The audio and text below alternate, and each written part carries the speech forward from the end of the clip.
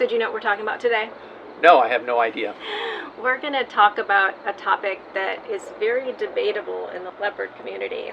Okay. We're going to talk about factory options we did not choose. And I say that it's debatable because people think very strongly about some of these things we did not buy. We've owned our boat for 3 years now, so I think we can make a pretty good assessment whether or not we miss these items or whether we're fine with not having them. So let's start off by talking about the process that was at hand when we bought our boat. The first thing we did was we picked out our boat, and then we signed a contract and we put a down payment on it. And we were also given a list of factory options so we could see what was available at that time. About a year, maybe a little more before delivery, we actually had to finalize those options so that the manufacturer could put those on our boat in time for delivery.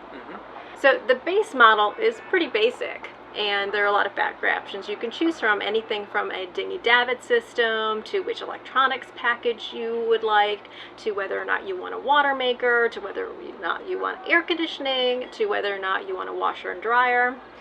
And after looking at all the options, we chose most of them. I would say we chose probably 60 to 70% of them. I would say at least. But that also goes hand in hand with, it's a base model, and then you add all the things that you want onto it. So I do recall that our base model price compared to what we actually had written in for the contract, the base model was maybe 65 or 70%, but the last 30 to 40% were all the options we added. So you can imagine with that much of an uplift in price, most of the important items you put in on a base boat comes through these options. So before we get started about talking about those factory options that we did not choose, we're actually going to give you a list of the factory options that we did choose. Which is a big list. Which is a long list, so you can see where we started from. I'm going to very briefly list the factory options that we chose at delivery, so you'll know what we had, starting with our factory options: anchor bridle, air conditioning, blinds and salon, boom cover, bowsprit and code 0, deck wash fitting, 12-inch display at helm, electric flush toilets, electric winches, fans, fenders and mooring lines, fusion stereo, gas outlet for grill, generator, inverter battery charger, outlets and heads, Ray Marine base pack, shore power pack, stainless steel dinghy davit system, stern shower, television mount and extra outlet, and windlass up foot switch. Now we're going to talk about those factory options we did not choose. The factory option rear and forward facing cameras. So we did not get the rear view or forward-facing cameras. Right. And I remember this was something that we went back on, and we had talked to some people about whether or not they were useful, and what we had heard is that you use them a lot for the first couple weeks, and then you kind of learn what you're doing, and you don't use them anymore. There's also some discussions as to actually where you put the cameras. The manufacturer cameras that come with the boat, one is actually down here in the aft cockpit looking back. When you're actually at helm and you're in close quarters while you're moving your vessel around the dock, you can just kind of bend over, look down in the helm, and look around here and get a pretty good feel for the aft section of the boat. That's not really a problem in my mind. The second area they put a camera is in the forward cockpit ceiling, and that can be somewhat helpful either at night or help you go through lobster pots or crab pot fields, or just keep an eye around your head sail or your Genoa. I don't hear people using cameras consistently because they need to look around their Genoa. There are other ways with both AIS and radar and keeping your head on a swivel to watch ahead. It doesn't really do a good job looking over the edge because both of these cameras are just in the ceilings of these cockpits, and they don't get a lot of height to look down. One thing that was suggested to us and that we bought were these EarTrek ultralight headsets, which we love. Well, they're called marriage savers, so that should be all we need to say. And these are so handy. One of us will be up in the front, one of us will be at the helm, and we'll be telling each other how much distance it is. And we talk like this, and there's never any arguments, and it's a sweet thing. And nothing that I say is taken as if I'm yelling. It's wonderful. And we still, even after we're in our third year now, we still use these. So these are wonderful, whereas the cameras we probably would have used for a month, and then we would have stopped using them. So these are wonderful. They can do so much more. The factory option back cushions. One of the items we did not get were the back cushions. No, we didn't get any of the cushions. We bought these cushions when we had the boat delivered. We had a cushion and helm enclosure guy make these bottom cushions. If you buy them from Leopard as a standard product, the new ones that they started making for Leopard after we bought our vessel are quite nice. They attach differently, they attach better. At the same time, I'm not sure I would get them still. When you stack up all the cushions all in one place, and you see how many cushions there are for both sitting on and back behind you, they're going to be something like this high up off of this seat. And it's just a huge amount of volumetric space when you're trying to store them away because it's going to rain or you're going to leave the boat for a while. You're under sail and you just don't want to hassle with all the cushions out in case they get salt spray or whatever. And you don't want to leave them out all the time because they get wet, and if they get wet for too long, they'll start to mildew. And that's a lot of work to clean these. Right. And we've had these for 3 years. And because we take them in regularly, we have only had to spot clean them. It's been nice. We haven't had any mold and it's mildew probably buildup. best to back up and kind of say, when you see a decked out Leopard boat, it is absolutely gorgeous. And you see the cushions they currently have, it just looks beautiful. It makes the boat just the dream boat. But the reality is that you have to spend 20, 30 minutes just getting them all out, shuffling them to the right spot, getting them to snap in the right place. But we found that we only sit in probably 4 or 5 places at any time, and we don't even use all 4 or 5 of those places consistently. And so we end up having each one with a code on it, and we know how to pull them out of our cushion storage locker. It's literally one of our 3 heads or bathrooms. And so we have a very nice cushion locker, and it is completely chock-block full. You cannot put 1 foot in it when all these cushions are in it. And these are just the bottom cushions. Yeah, we only have just the bottom because we chose to actually just have throw pillows that we use either forward, aft, around our settee. We can just move them around anywhere in the boat that we need them at the time, and they're small and they can move it, and you can just adjust them to your liking. And it works far better than having independent, custom-made, every one of the backs done. It works for us. Behind me is our forward head that we've converted into a cushion locker. And as you can see, it is very tight in here.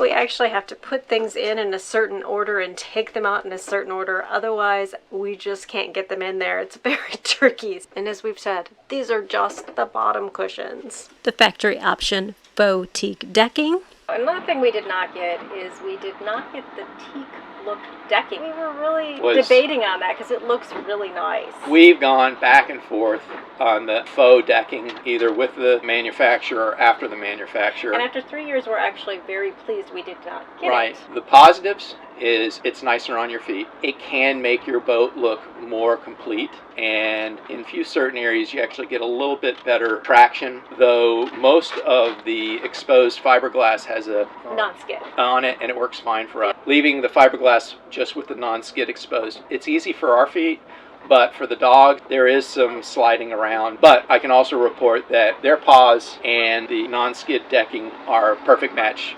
One does not ruin the other. And as long as you keep their nails trimmed, they have good traction on the non-skid. One other thing that we've done with this non-skid is we've been able to add the rubber matting in a lot of places, and the dogs really like that. It's very comfortable for them to lay down on. Ultimately, we chose not to go with any of the aftermarket flooring. So there are 4 reasons why I was apprehensive and why I think we were happy not getting this. Number 1 is whether or not the dogs were going to have enough traction on the raw non-skid floor, and I can report that after 3 years they do pretty well. There is some skidding and I do get a little apprehensive, but Stephanie's very good at clipping their nails. Yeah, clipping the nails. Key. Number 2 was heat. If you don't get a really, really, really light color, then the sun will actually bake on it, and there's been a lot of reports of people with even medium colored teak flooring, and when they're out in the sun in the Bahamas, and that's all it is sun, sun, sun, sun, they really heat up. And we've seen studies that showed that it was between 20 to 30 degrees hotter with teak-like decking. Number 3, you do it once and you can never go back because the glue they use to get that stuff on is unbelievably good. And once it goes into that non-skid fiberglass and gets dug in there, if you don't like what you got, the only thing you can do is replace it with something else. You cannot start over again. You cannot go back to raw deck. Number 4, if you go with something light, any boat owner is going to fight to some degree mold and mildew. And we would have wanted to go light. We would have had to go light, yeah. But I've seen a number of videos, I've seen some actual boat owners that they have their own personal power washer on their vessel. And one of the core reasons why they have it is they go and they literally etch, and it's okay because the decking is actually built for power washing, but they literally have to go with like 1-inch sections and go and basically whitewash the decking. And you're probably going to do that every 6 months to a year. You don't have any of those problems with fiberglass. It does have its dirt issues and it can show up because it's white, but it's really easy to clean. So those are the 4 things. I guess it was a bigger issue and why we held off from doing it, because it was 4 full things. And I'd say we don't miss it. Solar panels fitted to hardtop. So another option we did not get the hard solar cells on our rooftop. Your power system can be considered somewhat complicated because you have generation, you have batteries, you have photovoltaic, you have both DC, direct current, and AC outlets, and you have inverters. And it's kind of important to try to think about how you're going to use your system and what is everything that you need. We chose not to do solar panels. One, because what we could get aftermarket packaged all those things up in a much better package, because we both upgraded to lithium batteries and we have a big solar panel in the back that pushes our solar back behind the vessel to the aft, and it also makes sure that our solar panels don't get shaded. When they get shaded, they drop very quickly in performance. So there was a lot of advantages to doing aftermarket for us. And we did not get the rooftop solar panels at all because there are some negatives with those. One, they drill holes in the top, so there's a possible water leak. There was also the shading issue where the standing rigging, the sails, the helm, the mast could all shade the panels and therefore take them out of use. But probably the largest reason is, at least at the time a few years ago, any of these panels you could walk on, so they were mats that would kind of lay flat. And unfortunately, solar panels, if they warm up and get hot in the sun, they reduce their performance. They don't capture as much electricity. And this is a boat, so we're out in as sunny places as we can find in most cases, and they're black and they're right against the roof of our vessel, so there's no airflow under it. Though again, you can buy certain products that can put some airflow under them, but again, all those have to be drilled in and attached to the roof along with wiring going through the roof, and they're put here and there. It's not perfectly parallel. And then the final factor was somewhat cosmetic. They weren't put in a standard pattern. They were put where there was room with all the contours of the roof, and ultimately when you put them on that way, it looks somewhat like a patch quilt that just from an eye point of view just didn't appeal to us. So overall, what we could get aftermarket packaged all those things up in a much better pack. A lot less complications. We could walk on the roof. We thought the vessel would look a little bit better, and by far the performance was much better for us to put the panels on the back. The factory option extra water tank. I was looking back at the option list and I didn't realize this was an option until now. You can get a third water tank. Yeah. We have 2 water tanks that come standard. 210 gallons in total. And you can add a third to the front, but we didn't even think about that because there's a lot of weight already with the 2 water tanks and the generator in the front, and that would have been a huge amount of weight. And we were already thinking we would at one point in time get a Watermaker. Sure. So it just didn't seem like a good option to us. Agreed. And then anecdotally speaking, you're always talking to other owners of different size boats and different types of boats. And almost hands down, when we mention we have 200 gallons on our vessel, standard, people are aghast. They think that is like living a luxurious lifestyle. And honestly, it is, because between the two of us, we can easily go about 2 weeks without having to fill up with water if we started off topped. And that's including water used in the freshwater toilets, all the showers that are taken, and all the water that the dogs require. A Watermaker installed by the factory. One option that we did ultimately get when we took over the boat, but we didn't get it from the manufacturer, was the Watermaker. Number one, the reason why we didn't get the Watermaker at that time was we felt we could get it cheaper, and we also got to locate it in a place that we felt was much more valuable for us, because where they were locating the Watermaker at the manufacturer was using up what we considered a lot of usable space. And Watermakers are delicate things. You don't want to put extra items to bang into them. At the time, Leopard was placing the Watermaker in the front berth under the bed area. There's a huge space. Right, and it's very usable, and we like putting a lot of dog food in it, but mixing big heavy dog food bags with this very delicate filtering system under high pressure, it was not something we felt real comfortable with. Where we ultimately located it, we actually put it in the back berth right next to the diesel and the hot water tank underneath the bed. This is dead area. We'd never be using this area for anything. Diesel tank is right here. The hot water tank is here. It's very hard to get to underneath the bed. This is great. You have to change the filters supposedly once a month. I waited a little too long. But you aren't going to wait. I'm not going to wait ever again. I learned my lesson. It's not that difficult to roll up this mattress, put the plywood, that's the cover here, up here to hold it. This unit is highly sensitive. All this is under huge amounts of pressure. And if you put anything leaning on any of these parts right here, you could start leaking and ruining your water pump. This whole thing is very expensive, so you want to protect it so nothing moves around. It's all out of the way. And the fact that I only have to get into this once a month, no big deal. Plus, once a month I get to make sure that the diesel tank's not leaking, because I'm getting in here and I'm looking around and making sure there's no water. The hot water tank's working, so it's a forced way of me making sure that it's in working order. We actually got a really great company to put it in for us, so we felt really good. Even though we didn't get that option directly from the manufacturer, again, we still did purchase it. Other reason why we wasn't ready to choose a Watermaker was there are two types of Watermakers to choose from.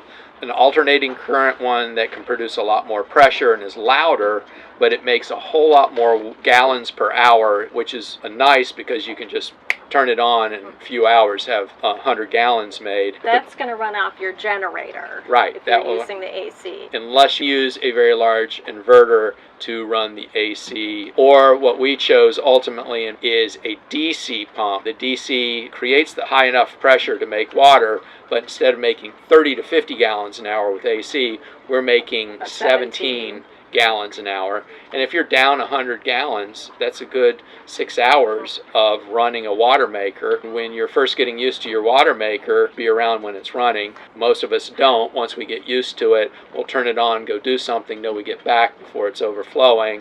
Or you can actually even program the Watermaker to cut off at a certain point. So we chose the DC version. One, it's very easy to run off your batteries. Two, it's quiet, and with less pressure, I'm thinking also less breakage, but what do I know? An asymmetric spinnaker. Another option we did not get from the manufacturer was Asymmetric Spinnaker. We actually did get the code 0. When you get a code 0, it requires a number of additional items to be added to your vessel. To beef it up. One, a code 0 is a light wind sail. It's a much bigger sail area. In order to get that sail area deployed on your vessel, the tack of the sail needs to be extended beyond the front of the boat. So that requires a 4-foot or so pole to be extended forward. It's called a bowsprit. Once the tack of the sail is attached to the bowsprit, the pressures of that sail catching all the wind puts so much pressure across the beam that we have across the front of our hulls that holds our trampoline and the hulls apart. That new pressure back toward the center line of the vessel is too much, and so then they put a beam between our anchor locker and the forward cross beam and make sure that that new spar actually takes the pressure from the bowsprit all the way through the rest of the vessel. Splits the trampoline. So anyway, there's a lot of beefing up that has to be done. I don't think we've met anybody who's actually gone through the effort of beefing up their boat aftermarket.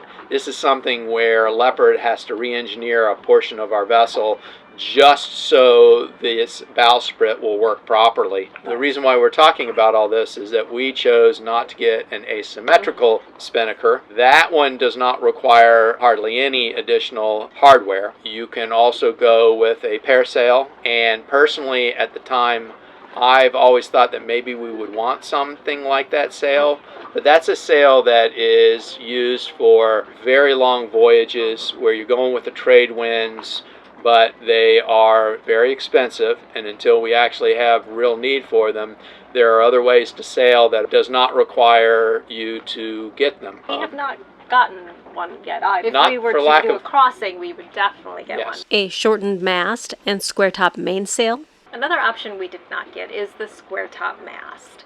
Our mast now is a regular mast, and that's 69 feet. In order to go through the Intercoastal Waterway, your mast has to be below 65 feet, because a lot of the bridges are 65 feet and you have to be able to go underneath them. So the square top mast is a shorter mast. We Which is chose the regular not mast. to get the ICW compliant or the square top mast. And we went back and forth You a can't little really bit. You can't really change it once Right. once you've got that. And we did go back and forth a little bit as far as whether or not we were going to go down the Intercoastal Waterway or not. The shorter mast allows you to go through the Intercoastal Waterway, the ICW, which is the channel that runs along the east coast of the United States. When we talk with a number of experienced sailors, this is the gist I got out of it. You can enjoy doing the ICW. For most people, you enjoy doing it only about once or so.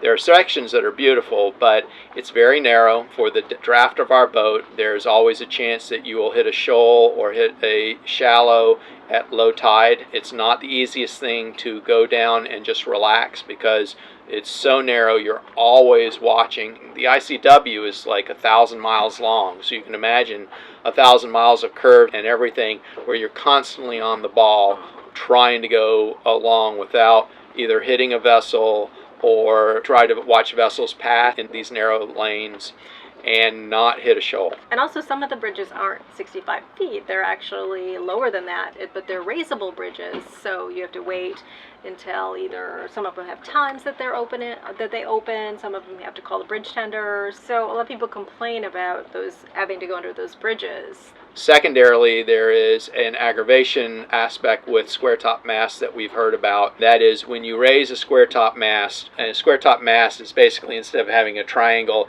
it's a trapezoid at the top, and so the mast is lower, but it extends the sail further out so you can get as much sail area. But when you raise it, it raises up, and at the very top of the mast, then it pulls up the last side up. And there's some engineering and some lines there to help the whole thing kind of extend out at the very last section of the raising of the sail. And that can be problematic. It doesn't always work perfectly. It just didn't feel like, one, we would get the use out of it, and two, there was possible extra aggravations in sailing in general. Factory option underwater lights. So we've saved this factory option that we did not choose for last because we are still debating upon whether or not we want this option, which is underwater lights. And we don't have them after 3 years. So Jim, why did you want the underwater lights? Number one, they are beautiful to look at the fish and sharks as they swim by and to see the landscape of the features underneath the boat. Yeah, like in the Bahamas, you can see down to the bottom, and it's kind of amazing Right. with the underwater lights when you see all the way But down to the bottom. It's absolutely stunningly beautiful, and when it's crystal clear, the light goes on for quite a while. It's just a really cool thing. The second reason is it's kind of fun to come back in your boat at night in your dinghy and have those lights lit up and you see the bling of your boat. It's just nice to come back to a vessel that looks like that. So why did we not get underwater lights?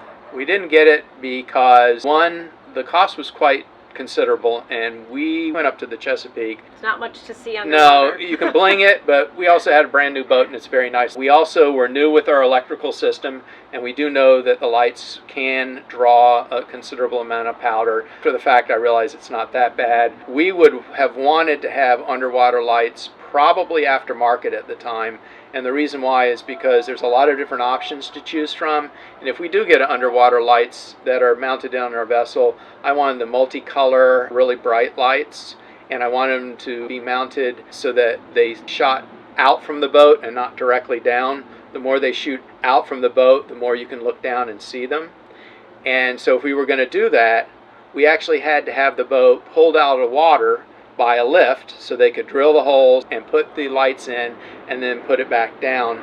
And we weren't even going to be able to use it in the Bahamas we didn't choose to get it then. And now, since we've been to the Bahamas, I think we regret not having some type of underwater lighting. Now it's a question of whether or not will we use it enough that when we get our next haul out for our bottom being painted and for our sail drives. We're going to have to decide soon because Yes. we're going to be pulling out our boat soon. So Yeah, we're going to be have pulling make out in a month. decision whether we want the ones drilled into the bottom or not.